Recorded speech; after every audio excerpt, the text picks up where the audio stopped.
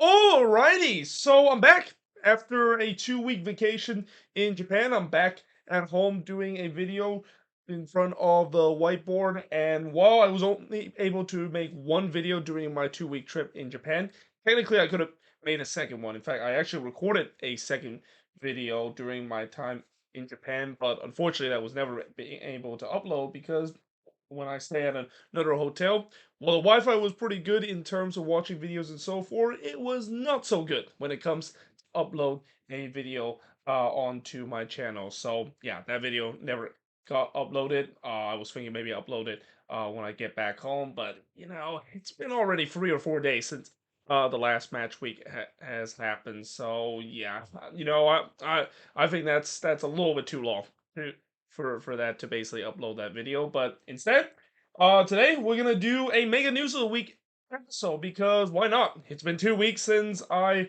have last done a video in front of the board, and actually, I originally wasn't gonna do this video today. I was thinking about doing it tomorrow because, well, it does sound like I'm a little energetic. I'm kind of not because I just got off of a 10-hour flight a couple of hours ago, and that I actually did took a bit of a nap, and now it's going to be interesting to see how I'm going to battle jet lag, and I'll definitely need to get that sorted out by tomorrow because the following day after tomorrow I'll be going back to work. But anyway, with that kind of nonchalant get out of the way, let's talk about some of the things that has happened in the past 2 weeks. Some of the things I mentioned you probably will already know, but I'm just kind of giving my quick reaction. But one thing that did just happen a couple of minutes ago, and this is the reason why I didn't do this news week episode earlier when I just woke up at around 8 o'clock local time, is that I did see the second half between the Columbus Crew versus Rayados. Columbus made history again as they become the first team to beat Rayados in Monterrey in a knockout round. They beat them 3-1 to move on to the final. They're going to be facing against Pachuca, and I believe that game is going to be down in Mexico as well. This year, with the CONCACAF Champions Cup being a one-leg final, it seems like they decide that final based on how many points and who has the best performance throughout the tournament. And Pachuca, of course, are that team that has the best performance uh, over the Columbus Crew. I mean, either way, it doesn't matter if Columbus lose or win against Rayados. They will have to be on the road once they realize that Pachuca or America was going to be moving on into the final, because I think both America and Pachuca, the two teams that Columbus was going to be playing in the final, has a better performance point ratio compared to the Crew this CONCACAF Champions Cup campaign. But nevertheless, what a historic moment, and what a watershed moment in MLS. Remember a couple of weeks ago when a lot of MLS fans were panicking the fact that, oh boy, we could be in a situation where we would see no MLS team that is going to be making to the semifinal, mainly because teams were getting knockout left and right in the quarterfinal. And then, Columbus again, doing the impossible. First going down to Alvo, becoming the first MLS team to beat a Liga MX team in a knockout penalty kick shootout. And now doing it again to the other Monterrey team, that is Rayados. And I know, heading into this final against Pachuca is going to be a monumental task. They mentioned that Pachuca has never lost in the CONCACAF Champions Cup final, that they reached 5 times. But this is also a Columbus Crew team that has defied logic and defied all those past kind of historical point of MLS team. Just when they go down to Mexico, it's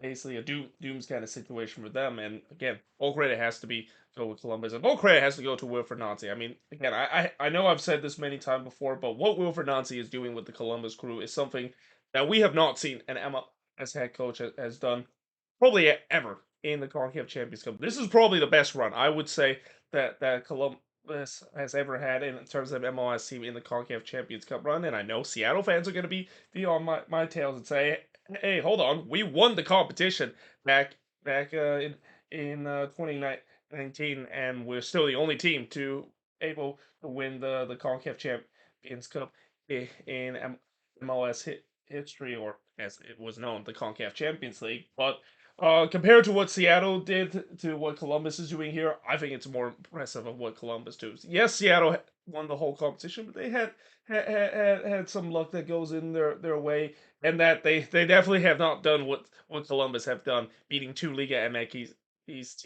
team on the road to move on into the next round and making history, like what the Columbus Crew has done. So again, what a job Wilfred Nancy has done to this team. And really, in this game against Rayados, it was kind of similar to the game against Tigres in a way where they found themselves down very early and looked like it was doom and gloom, as it is kind of the case with a lot of MLS team when they go down early against Liga MX's opponent down in Mexico. But this team bounced back, scoring the equalizer from Aiden Morris, then getting the lead from Diego Rossi, because of course Diego Rossi scored in the CONCACAF Champions League. Because I swear he's a big game player, not only in MLS but especially in the CONCACAF Champions League. Even going back to his LAFC day, and then Jason Rowe basically puts the exclamation mark at the end. And again, this Crew team, I know it's going to be a challenge to knock off against Pachuca down in Mexico, but they've already slayed two of the biggest giant in the CONCACAF Champions Cup competition, and two of the team that you could easily argue could be the favorites. And they probably just beat the favorites of winning this competition in Rayados. This team was ranked number one in the CONCACAF Champions Cup rankings. So yeah, what a job that Wilfred Nancy has done to this team, and that we'll see how they'll do now that they're going to be preparing for the final, which I believe that's not going to be happening until the first week of June. So they have plenty of time to prepare for that CONCACAF Champions Cup final, and they don't have to worry about fixture congestion being a really big thing, because that CONCACAF Champions Cup final, I believe, is going to be played on the weekend instead of playing in the middle of the week. Now, moving on in terms of the next news, and this was also a big news that happened last week. So, Indianapolis Mayor says that he won an MLS team, but it seems like he does not want the Indy 11 to be involved. Instead, it looks like he wants to have a new team with an ownership group to bring that team to MLS. Now, this is very similar to the San Diego situation. If you know about the San Diego situation, it's kind of sad to see what happened, where San Diego FC, of course, got expanded to MLS, but not due to the fact that the Loyals fall. That it was because of the fact that they kind of killed off the Loyals, and eventually the San Diego Loyals is no longer a team now, and it seems like this is going to be the same thing that has happened again. Now, obviously, a lot of people are not liking this situation, and that a lot of politicians in Indianapolis is actually not backing the mayor in terms of them using this as a way to have an MLS team. In fact, today Indy 11 actually fired back on Twitter and basically saying, yeah, we're ready to build that new stadium. And basically what the mayor is basically saying is that we're not going to follow the plan in terms of funding Indy 11 a new stadium so that they can go to MLS. They're just kind of bring a new team there, and Indy 11 say, hey, wait a minute, we're not going to do that. We're gonna try to fight for relevance, and good on them for that, because Indy 11 has had some history. They've been in the USL Championship for a long time, and I still just don't get why we're seeing nowadays why we don't see existing USL team can just go follow suit into MLS. I mean, we saw it a couple of years ago with Nashville and FC Cincinnati, but ever since that we've seen some of these new markets coming in. St. Louis is another example. St. Louis City used to be a team. There used to be a St. Louis team in the USL market, but I don't think that team also translate into the current St. Louis City team. So yeah, again, it's kind of interesting why we don't see that when just a couple of years ago we seen that was a norm, when Cincinnati, of course, come to MLS as a USL Championships team. Same goes for Nashville, and even the same goes for Orlando City. Orlando City was that first team that was playing the USL Championship, and then eventually they were rewarded with an expansion franchise, and basically come to MLS because of it. Now, moving on in terms of the next news, and now talk about some signings, because we have a lot in the past two weeks. And I mentioned this is going to be a very long video, so yeah, sit back and enjoy this. But the Quakes, of course, make some big news as they finally got their number 10. I mean, I think this is something that is long overdue, consider how bad the season has gone for this team, but maybe a little glimmer of hope now that they have finally signed a DP number 10 in Hernan Lopez, and not only signing DP number 10, but breaking the club record to do so. $6 million to sign him. Now, the last time the Quakes broke the club record to sign a player, especially an Argentine player, his name is Christian Espinoza. And it's safe to say it worked out well for the Quakes. So I'm really hoping that's going to be the same case for her and Lopez. Now, one thing that I am still a little concerned about this team, obviously, is the fact that there's still question mark in terms of that number 9 position, and also the big question mark I think the Quakes still have to address, especially in the summer.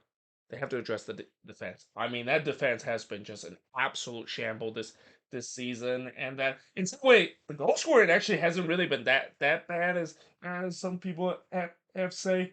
It's just the defense has been just very bad throughout the season. I mean, it's pretty much non-existent this year. And this is why I've said that this team is really started reminds me of that 2018 team, and that I don't usually want to bring back that 2018 San Jose Earthquakes team when they finished bottom of the league and finished with the worst points total in franchise history. But it's giving me that same vibe of the fact that that team, just like this one, it's not because of the fact that they weren't scoring goals. That team did score some goals. Um, to at least think that this would be a team that maybe will be a lower tier team and wouldn't win the wooden spoon. The problem is they just can defend, and this is kind of the same thing again. So yeah, while this is a great signing in terms of improving the attack, they need to have some defensive reinforcement. Even a goalkeeping reinforcement is too, because yeah, I mean it's safe to say that now that Daniel is going to be out for a couple of weeks, William Yarbrough, of course, is coming in as a backup, and he's been kind of playing what you expect to be a mid tier backup goalkeeper should be. I mean, he's okay, but not definitely not game changing whatsoever.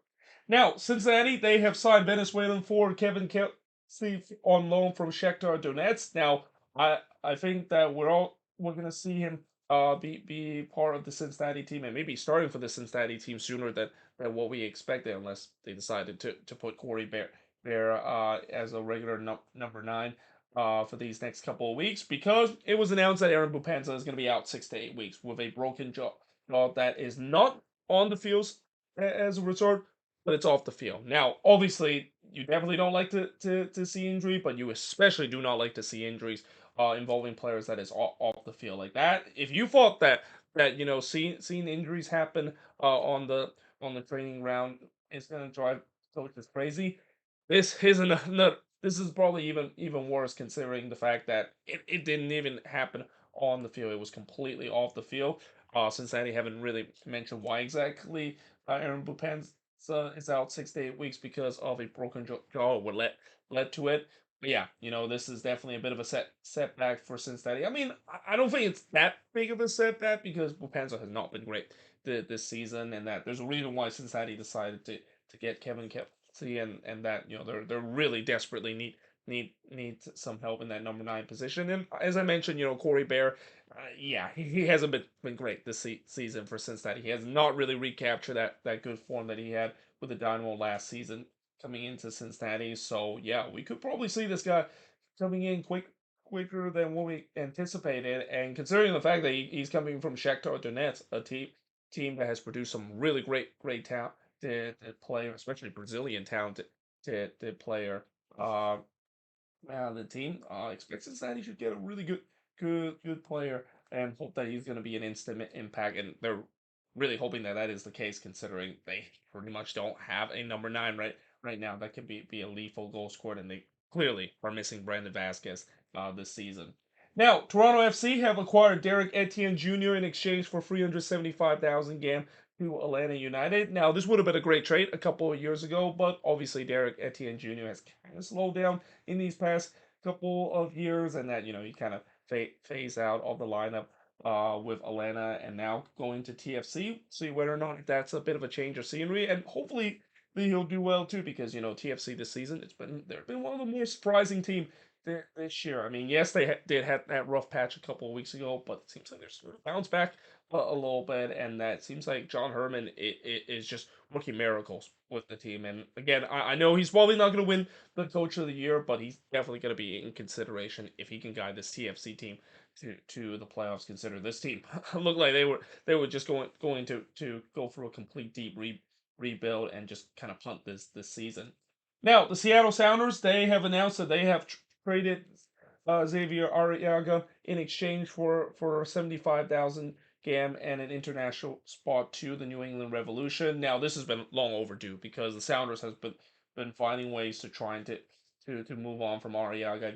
He's another player that's kind of phased out of that Sounders team, and for 75,000 allocation money, that is definitely not that much that the New England Revolution had to pay, and considering the fact that a couple years ago when Arriaga was a regular starter for the Sounders team, I think that's definitely a bit of a steal for the Revs, but it's also kind of just shows you how much his value has dropped because he hasn't been a regular starter, and also doesn't help the fact that he has had some injury issue as well.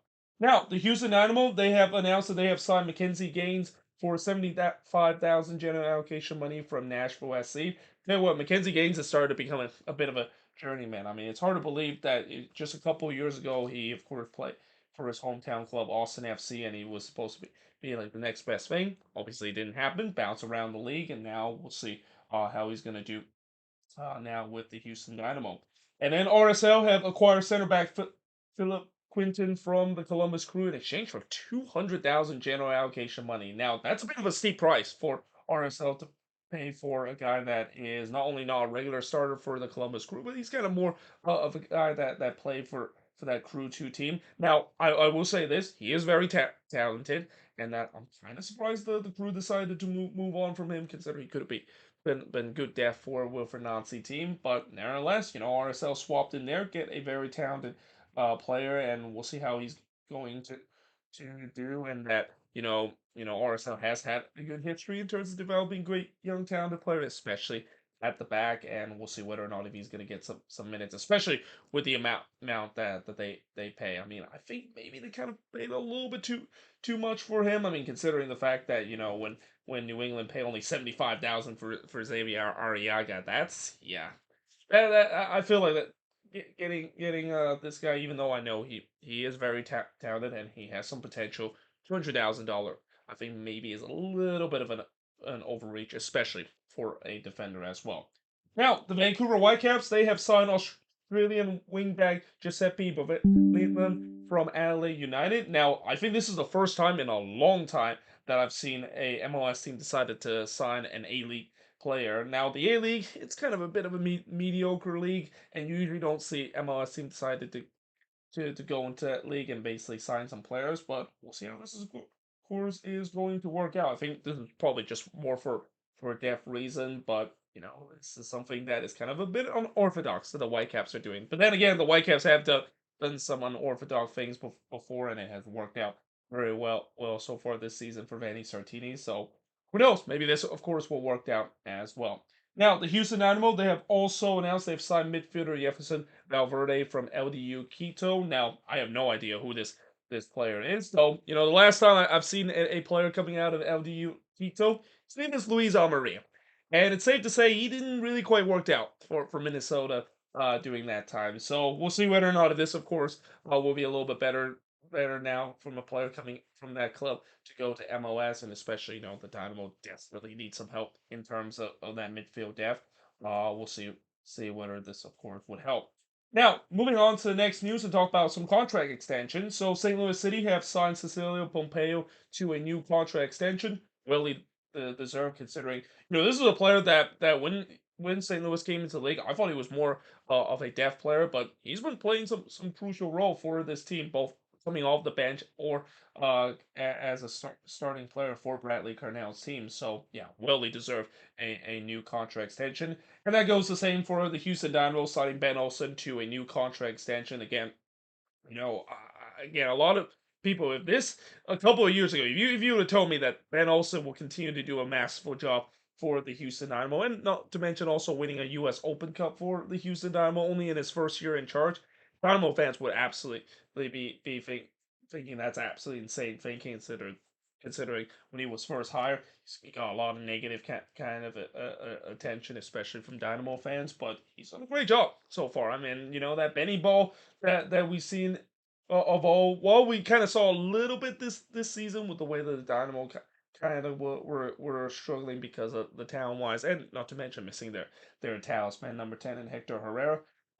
Some of the soccer that the Dynamo has played under Ben Olsen has definitely not looked like the Benny Ball that we've seen from DC United, and pretty much the DC fans are probably really hating the fact that yeah, where was this when he was in charge of this team for a decade or so? But nevertheless, Ben Olsen has done an incredible job for the Dynamo, and well, he deserved a contract extension.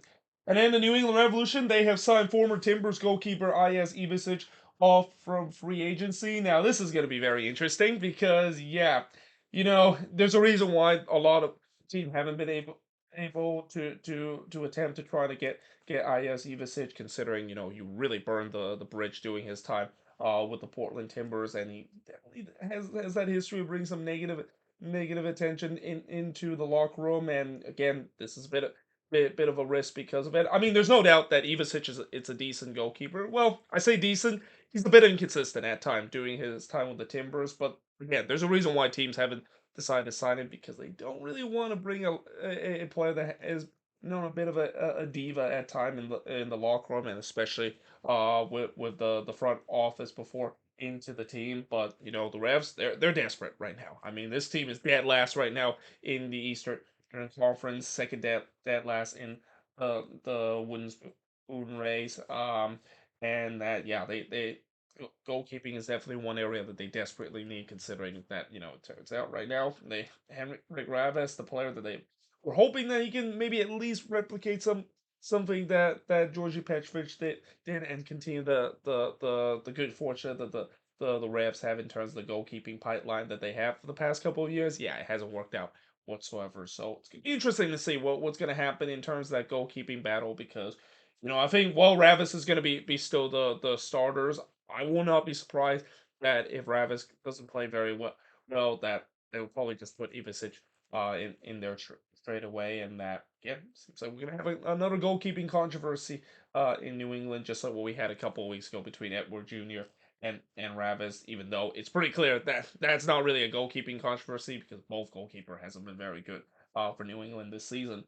And then Oakland Roots have signed former Sporting KC, Orlando City, and Atlanta United striker Dom Dwyer, and I kind of want to mention that mainly because I'm still planning to maybe go to a couple of Roots games this season as part of the Sports Hub series, and it's good to see a former MLS player, especially an MLS player like Dom Dwyer. And when he does eventually retire, I have to do a career video about Dom Dwyer. I mean, Dom Dwyer has had a very polarizing career in MLS. I mean, I remember when he came into the league with Sporting KC, he was definitely one of the hottest number nine, and the guy that even got called up by the U.S. men's national team. But feels like ever since he left Orlando City, or at least doing his last year with Orlando City, things have kind of gone downhill for him. And also, if you want to mention the master of shithousery, and the master of dark arts, and kind of a villain kind of player on the pitch, Tom Dwyer is definitely belong in one of that list. I mean, his antics is rival in terms of some of the craziest that we have seen an MLS player has done so far this season. I guarantee you that if Dom Dwyer meets Diego Rubio, they would be instant friends, because both those players just love the dark arts, and love the antics that they always create during their career in MLS, and now him going to the USL Championship. And then San Diego FC. So they are reported to interest in signing Mexican international Turkey Lozano from PSV for $12 million. And by the way, now we're gonna get to the transfer reports. And this is not the only Mexican international that San Diego FC is looking to get. They were rumored to get Memo Ochoa from Club America, though it seems like that deal might be off. Now this one looks like it could be more realistic, and it's hard to believe that Chucky Lozano is only 28 years old, but he's kind of struggling for the past couple of season, and to a point where he's not even a regular for the Mexican national team. Remember that debate of who is actually the better player a couple of years ago between Chucky Lozano and Christian Pulisic?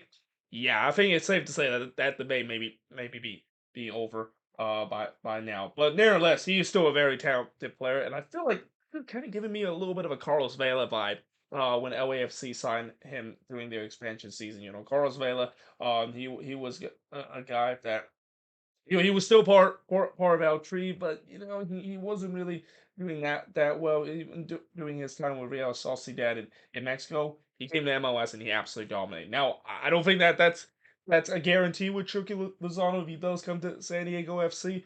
There's no doubt that this would really help not only signing a Mexican player. San Diego has a big Mexican population. I mean, it's literally right next to the border, but also bringing a big name kind of player, and also a guy that, again, it feels like they're trying to follow maybe the LAFC format, bring in a Mexican player, get a lot of hype in the fan base, and hope that he's going to be the talisman and them finding instant success. But that being said, this is also a club that have said that they want to be the Ajax of MLS and want to produce some great young talent. So that's going to be interesting to see how they're going to do, and it'd be very interesting to see how they will look like heading into their expansion season. There's no doubt that I don't think they're going to be like St. Louis City, just have a record breaking season to start, because what St. Louis City did previous year was just something unprecedented that we've seen in an expansion team in MLS history.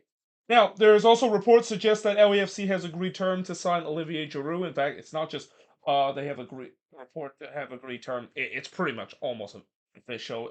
Once the summer transfer window is over, Olivier Giroud will definitely join LAFC as a free agency. He's gonna pretty much let his contract end with AC Milan, and yeah, it's gonna be interesting to see how he's going to do, and especially I know LAFC hasn't been shy in terms of signing some big name European player that they're probably past their prime a little bit, but they're definitely big name player, and it's kind of interesting that LAFC is doing it right now, and that this is kind of a thing that the Galaxy have done for the past couple of years, but now it seems like LAFC is doing that, and how the the how do you say it? How the table has kind of turned in terms of signing some age-old European players, but nevertheless, he will definitely help that attack, and definitely maybe put a little off of Denise Bawanga, who, by the way, is starting to heat up now, and that's definitely bad news for the rest of the Western Conference, and certainly for the rest of the league, that Denise Bawanga is starting to heat up. And in Inter Miami, they are set to sign Paraguayan attacking midfielder Mateus Rojas. And again, this deal looks like it's pretty much completed. And that, I know some people will be mad at the fact that, oh, great, Inter Miami getting another. But how in the world are they still able to do that? I thought they were slam against the cap. They did have an international spot open, just to let you know. And that international spot came when they decided to trade DeAndre Yedlin. Now, obviously, it is still going to be debated whether or not with them continue to low up on the attack, is that a recipe for them to do well, not only for the rest of the season, but once they get into the playoffs. That's to be determined. But there's no doubt that this team is continuing to low up on the attack, and that, yeah, this is another latest player. And again, what's even more surprising is that this is not an Argentine player. It feels like Inter Miami for a while has always signed Argentine player, or just because it's cater to Messi. So this is kind of an interesting one. Decide to sign a Paraguayan player instead, but definitely one that I've heard that is very talented, and can really slot in of what already is a very deep kind of team on the attack for this Inter Miami team. Now, moving on into the last news before I switch board. You thought this was the only the board on this news, right? I mean, I did tell you this is a long video. There's actually another board that I'll talk about in just a bit. Matthew Charnier has requested a trade away from CF Montreal, and yeah, this is another latest example of why CF Montreal, as good as Montreal has been this year, and also a couple of years under Wilfred Nancy, one of the biggest downfall for Montreal, and one of the things that really just kind of hold them back, is the ownership. The ownership is really holding them back. Joey Saputo, I would argue, is right up there in terms of between him and John Fisher as the worst owner in MLS right now. And this the reason why Charnier is not happy right now is because he's not getting a either a contract extension, or even a big boost in terms of his salary, and I think that's ridiculous to see that that is the case because Schreiner has been a big part of this Montreal team for the past couple of years. Even during his time with her Losado when this team wasn't really doing well, he was the star man for this team. So the fact that he's not happy and they're letting him go, not only that's going to be a big loss for Montreal, but it's a loss that shouldn't have happened if they would have just give him the contract extension. And again, this is another example of the Saputo family just kind of holding this team back, even when they do something good and make some good hiring like they did with Laurent Courtois. They do this kind of thing and just kind of hold them back to being a team that imagine if Montreal is a team that is not cheap and actually are willing to not just spend money but actually spend some a little bit more. This team can definitely be a contender every single season in MLS, but unfortunately that's not the case because of the ownership group that's just kind of really holding this team back and making some really dumb decisions like this, for example. With that being said, I'm now going to sports and look at the next board of the Mega News of the Week episode I am doing after my 2 week vacation back from Japan. All right, so now we're going to talk about news that is not related to transfer rumors and some signings. Is that Orlando City goalkeeper Mason Steinheier? Well, fortunately, he got in trouble with the law a couple of days ago. He was arrested for disorderly conduct at a nightclub, and that, yeah, this is definitely not good for him. And that I won't be surprised he's going to be suspended by the league and certainly by the team for a couple of weeks. And not to mention, also going to have to complete a mandatory training, as we've seen before, where players either commit a domestic violence abuse or commit something similar to that they have to participate in a program that I forgot what is exactly the name of it that MLS has. Well, they basically are making it mandatory for players to complete that before they can reinstate it. So yeah, that's definitely a bit a setback for him. And now, I also won't be surprised Orlando City may be looking to try to sign another goalkeeper because Mason Hire is their backup, and even though he doesn't play very often, they don't really have a lot of option behind Pedro Galese behind them. So we'll see whether or not if they're maybe looking to sign a backup goalkeeper. Consider I might be out for this team for not just a couple weeks, but maybe for a month or two or so for.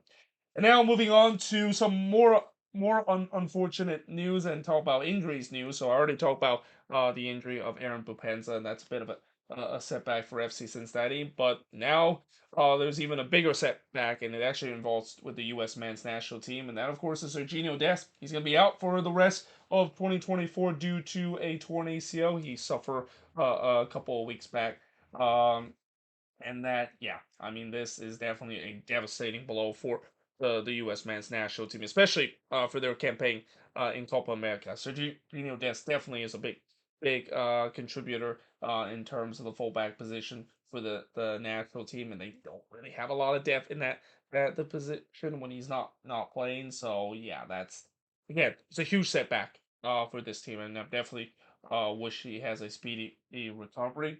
But Diego Gomez for Inter Miami, he's going to be out 6 weeks with a high ankle sprain. Now, that obviously is a good news because there was fear from Inter Miami that, he could be out for a bit because of originally thinking that injury that he suffered was going to be a long-term injury, but turns out it's just a high ankle sprain. Still, 6 weeks out is going to be a bit of a long time. I mean, he's not going to be available until the middle of June, and Diego Gomez also another very important player for this Inter Miami team. I mean, Inter Miami, I mentioned how they're very deep in terms of the attack, but they kind of almost have to really be tested in terms of their depth because this season, man, they have really been struck with the injury bug this year. It feels like maybe that's maybe a little retribution for some of the rules that they've been breaching a couple of years ago, or the fact that it just seems like when you have the best player on your team and also bring a lot of his friends and really started to make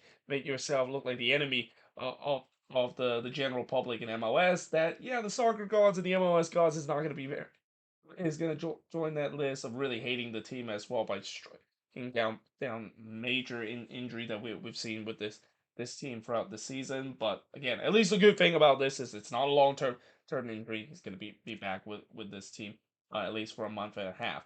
Now, moving on in terms of the next news, and now even a more unfortunate news, is Courtney Ford. Man, I was wondering if this day was going to happen, and it looked like it finally did, as he officially has announced he's going to retire after being told that he need full knee replacement. And I've said that I was wondering if this day was ever going to happen because it's had a feeling with the major setback that Courtney Ford has done, and you talk about a guy that probably one of the biggest what if it wasn't for injuries, and probably the one of the most cursed player in terms of dealing with injury throughout his entire career.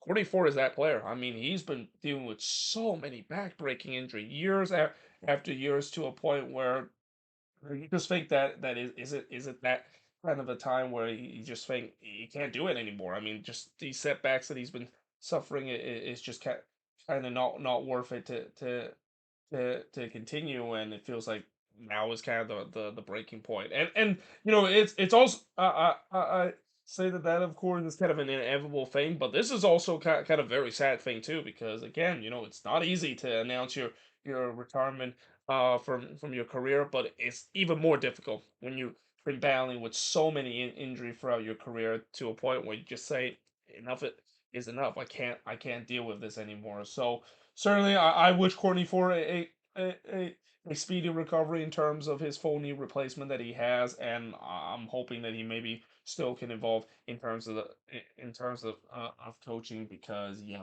it's all about one of the biggest what if in MLS history, a guy that really break into to the league when he was with the Rapids, but so many injuries that he has been set back to a point where he just says that he couldn't really take it anymore.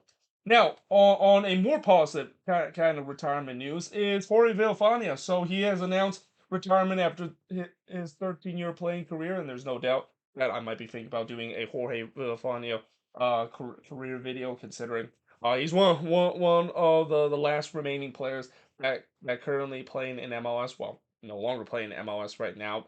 That actually played for Chivas USA. I think, if I can remember, the only player that boy, I don't remember how many active player right now in MLS that have played for Chivas USA. I want to say Sasha Kleshin, but Sasha Kleshin have just retired a couple years ago, and now he's with Apple TV. But yeah, Jorge Villafania was one of the last few members uh, players that play in MLS for the past couple years, that was with Chivas USA. And he wasn't just with Chivas USA for a bit. He was with that club for a while. He was with that club for like I think 6 seasons, and he's kind of bounced around the league. Had some good moments too, winning the MLS Cup with the Portland Timbers, and again, definitely would think about doing a career video talking about how it's kind of a rare thing to see players that even though he's not playing it in the league anymore, that are part of that Chivas USA team. In fact, I might even maybe make a video about the story of Chivas USA, and what really kind of failed this team, because Chivas USA is definitely one of the more interesting kind of team that I'm thinking of maybe covering. Talk about their rise and their ultimate demise, and eventually become, to this day, the last team to be folded in this league history. Now, moving on to the next news, and more of a positive news again. Diego Chara, he has now reached 377 career appearances with the Portland Timbers, which is a new record for a players that have appeared in a regular season appearance by a single club. So certainly congratulate Diego Chara for that. And he probably did the most ironic way to get to that 377 career appearance, and then get himself sent off in that moment. I mean, I think that's kind of maybe defined. Well, I wouldn't say the sending off kind of defined Diego Chara's career, because he's a guy that, despite the fact that he has always he's been booked with a lot of yellow cards. I mean, he's been one of the player that has received some of the most yellow cards in league history. He's not a guy that usually get a second yellow that often, but yeah, I mean maybe that's kind of an ironic way that kind of milestone was reached, and then of course it was unceremoniously cut short because of the sending off that he had. Um, in the last week. But certainly congratulations to Diego Char. I mean, definitely go down as one of the greatest number 6 to ever play in the league, and a guy that is going to be irreplaceable once he decided to finally hang up his boots with the Portland Timbers. Now, the New England Revolution, they have broke the team attendance record of 65,612 versus Inter Miami. That's not a big surprise. I mean, I've said this with the way that when Inter Miami was going to be playing against New England, that stadium is going to be sold out no matter what, and of course that it is the case, and this is going to be continued the case whenever Inter Miami play against a team that currently plays at an NFL stadium. The only issue I will find with that is that the people that was cheering there, yeah, a lot of them, they were cheering for New England, but you could pretty much tell that they were really cheering for Messi because every time when Messi scored, which I think he scored twice in that game against New England, you can hear probably the biggest cheer for an away team that you will see. And again, that's kind of the thing, the good and the bad of seeing Messi come to the league. I mean, the good is it has really brought the casual fans and have created these milestone kind of moment of attendance record being broke. The bad part is the fact that yeah, it's not really a good look to see an MLS team being dominated by away fans, especially the fact that when one certain player score, everybody cheer. I mean, sometimes it could be good if you have a super player like Messi, but for me, I just for me, I always feel weird to see teams just cheer really loudly. Although I guess maybe now that I'm saying this, maybe I'll just say Lionel Messi maybe is an outlier because again he is the greatest player of all time, and I'm pretty sure every team and every fan base would cheer when he score a goal, even if it's against your team. Though don't say that to the diehard fans. Some of the diehard fans they would definitely not agree with that.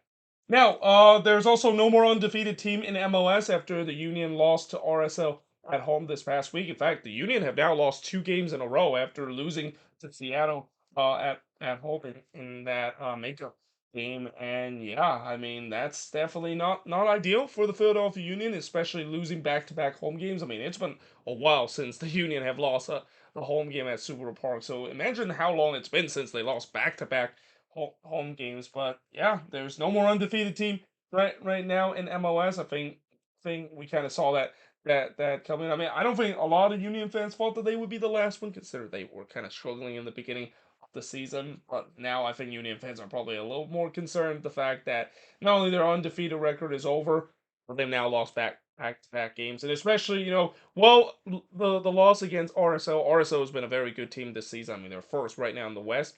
Game against Seattle is definitely concerning. Consider Seattle is not doing very well this season, and the fact that they were down 3-0 against them, I think is definitely one of the biggest surprise. Probably right up there in terms of what we saw when Austin was able to beat the Galaxy, and just kind of another example of just to show that in any given Saturday, or in this case, any given Tuesday or midweek games, there's going to be some unexpected resort that we see in MLS, and this is also why I never want to bet in terms of MLS game because I'll probably lose more than I'm actually going to gain if that is the case.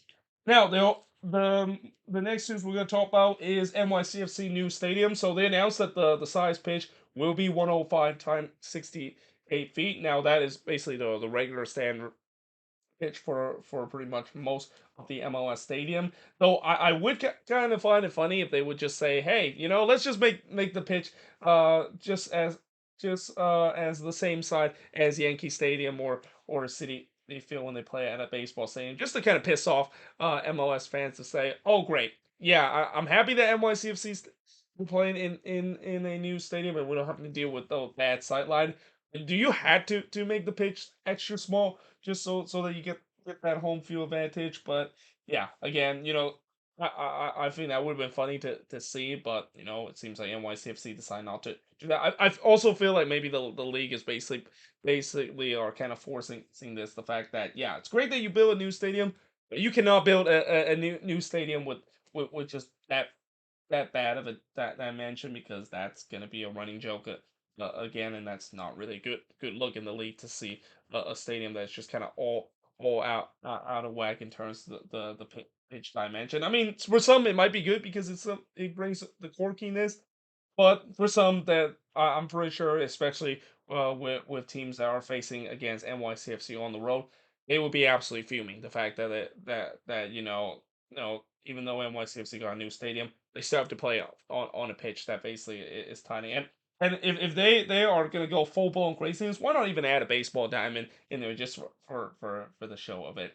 Now, moving on to the next news. So, Marshmallow and Pink Panthers have announced that they will perform in the 2024 MLS All Star Concerts. Those are some big names out there. I don't know much about Pink Panthers, but I definitely know a lot about Marshmallow, one of the bigger DJ name in the DJ industry, and a guy that also performed in the Champions League final a couple of years ago. So that's definitely a big name that is in the MLS All Star Concert. MLS All Star Concert. Been some really big names that have performed at that, and that this is definitely the latest two names to add onto that list. Speaking of the MLS All Star games, there's already rumors suggesting that the 2025 MLS All Star game will be played at Austin. Now, there's no doubt that would be an interesting decision considering I'm pretty sure if they are going to host it in the summer, it has to be a night game because there is no way in the world you're going to have an MLS All Star game in the daytime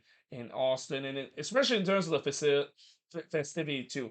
They better bring some cold tower for fans to uh to uh de- to kind of deal with the heat because I'm pretty sure fans are not going to be standing in these kind of festivity around the stadium in 100-degree heat. I remember a couple years when I went to the All Star game in Minnesota, and you know doing that game, it was a little bit hot in St. Paul. I mean, I said it's hot, but it's like 80 degrees, and I'm glad that they actually provide some cold tower for fans during that facility because it was a relatively hot day.